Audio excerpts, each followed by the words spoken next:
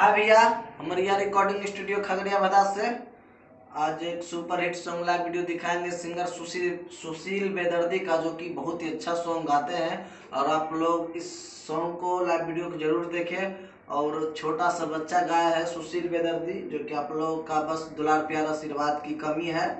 और आप लोग इस बच्चे को दुलार प्यार आशीर्वाद देते रहिए।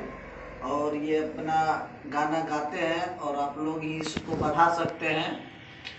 और हम अभी इसका लाइव वीडियो दिखाते हैं। और मेरे कन्हैया फिल्म्स आप लोगों को चैनल सब्सक्राइब जरूर कीजिएगा और बेल आइकन बटन को जरूर दबाइएगा। और आप भी अपना ऑडियो वीडियो बनाने के लिए संपर्क करें निश्चिंत रूप से। बढ़िया वोकल, बढ़िया रिकॉर्डिंग, बढ़िया मिक्सिंग किया जाएगा। आइए हम अभी दिखाते हैं लाइव वीडियो।